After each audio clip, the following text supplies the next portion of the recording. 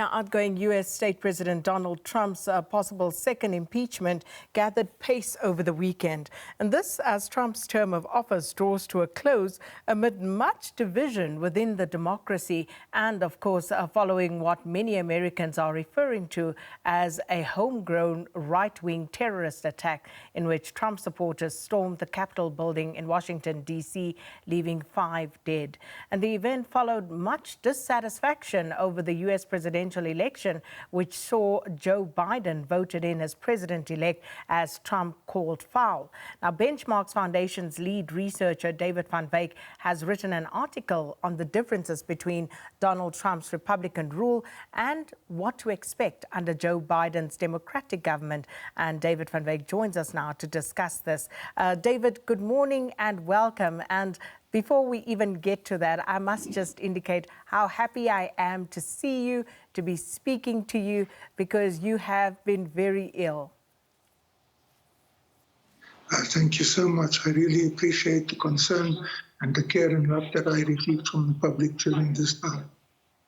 So we're glad to have you back. We really are, David. But just turning our attention to the United States and what has happened there, and some even going as far as saying, who would have thought, never in our lifetime would we thought we'd see an insurrection, a sort of a coup attempt, as it were, on the United States Capitol. But what's your view on what is happening currently in the United States now with calls of a second impeachment against Donald Trump? Well, I think that it's quite ironic that it's Ilhan Omar, a woman of Somali origin, whom he has attacked incessantly with sexist and racist remarks and so on during his campaign and also his tenure president. This person who originates from one of Africa's so-called shithole countries is now leading the charge against him, and there's some justice in that. So, in terms of this unfolding impeachment plan, David, what do you anticipate will happen in the end? Because the question is, of course, the rationale behind this, given that Joe Biden will be inaugurated next week. Well, I think two things are important here. The first thing is that they could prosecute him politically, which would be an impeachment. It might be difficult because the Senate is split 50-50, and so they might not get the 2/3 majority. However, many Republicans are now running for cover, not wanting to be criminally or otherwise prosecuted themselves, and they might actually join the Democrats in this impeachment. If they can get it through Congress, where the Democrats have a majority, the next step would be Senate. The problem with this might actually prolong the process of getting him out of office. The second problem with it is that the impeachment could actually prevent Trump from being criminally charged for obvious crimes that he committed towards the end of his tenure now, and let him actually walk free from any criminal charges. But you know, it's a very interesting situation in the United States because it actually reflects a revolution in the economic base of society and the movement away from fossil fuels to renewable energy, the movement away from oil and coal. Trump was a real champion of oil and coal and gas and so on. And, you know, weighed in against him was the lobby of the new billionaires club in artificial intelligence, alternative energy, and so on. You know, the young billionaires against the old guard, traditional capitalists that have dominated the United States historically. There's a change in the nations and forces of production society that has played itself out in this chaos that we saw this week. Very, very interesting from a sociological perspective. So, once again, David, the significance of this second impeachment? Because many would say that Biden really needs his first 100 days in office, especially not impeded by Trump-related problems, because this will detract from some of the primary objectives, like the COVID vaccines, assisting economically strapped families and small businesses, as well as getting people back to work to begin to boost the economy. Well, I think that all those arguments you are making are very valid arguments. However, in politics globally nowadays, there's a complete lack of accountability, and politicians generally just walk away from corruption or bad behavior and unacceptable stances and so on. We have to reach a point where we have to find the balance. Yes, there's great need in the United States to pull things together now, but there is also need to have people being held accountable, because this thing might repeat itself in future, and the Democrats themselves might find themselves in a situation in future where the public need to call them to account, and then there will be this precedent where there's a whole president that wasn't actually held accountable. I think politics, even in South Africa and globally, we need to get to a situation where the public once again can take control of politicians and their behavior, claiming to represent us. So how easy or difficult will it be to actually hold Trump accountable? If you look at Trump's grip on the presidency, his refusal to accept defeat to the point that he is now blamed for inciting last week's U.S. Capitol riots and this kind of conduct. It's always been associated with third world countries, and now it's come to the heart of democracy in the United States of America. So what's your view on that? And how difficult will it actually be, or easy, to hold Trump accountable for that? Well, I think that the United States, if we're really honest about it, is a remnant of basically settler colonialism, and its fundamentals were based on slavery and the exploitation of black people and so on.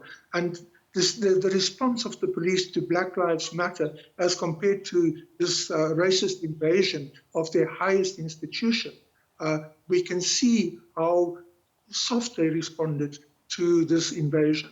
However, Article 4 of the United States Constitution gives the grounds of impeachment as treason, bribery, high crimes, and misdemeanors. And Ilhan Omar is drafting the impeachment document with incitement to terrorism and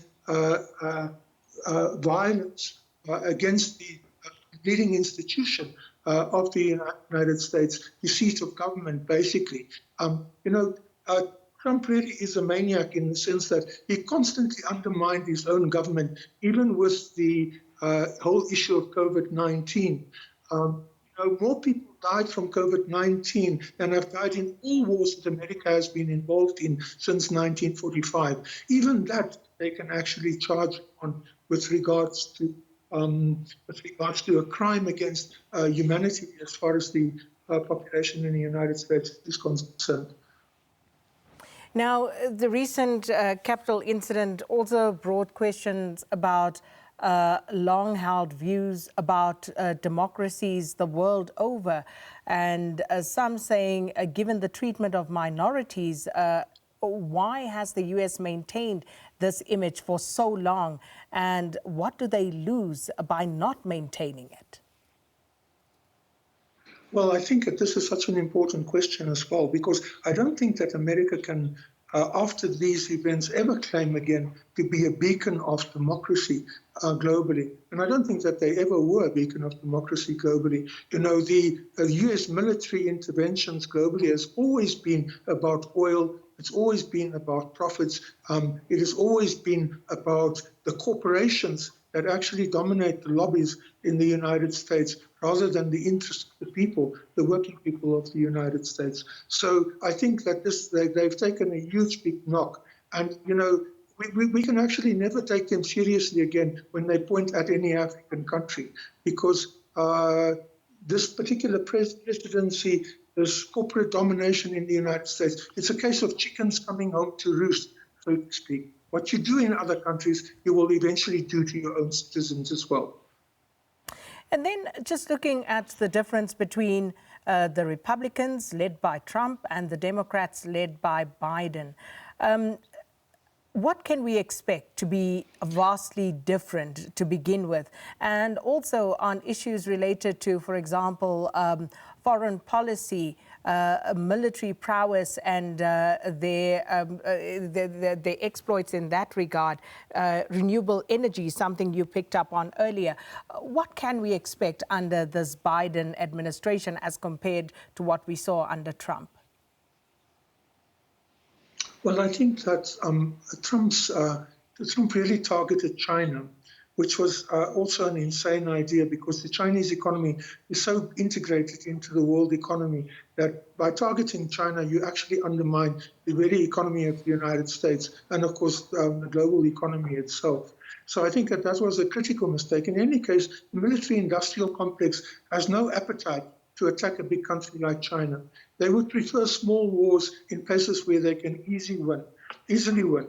And I think that we can expect problems with renewable energy in the DRC, for example, where coltan and cobalt are central components of this new revolution that is taking place in the world. In South Africa, we have 80% of the world's manganese, and I don't know how we will manage with a big brother wanting to get their hands on our manganese for this transition away from oil to renewable energy. And then, of course, there are these small wars ongoing in Syria. There's a situation in Yemen and so on as well. I think that generally the Democrats will move away from supporting wars that promote their oil interests more towards conflict and so on to control resources in renewable energy.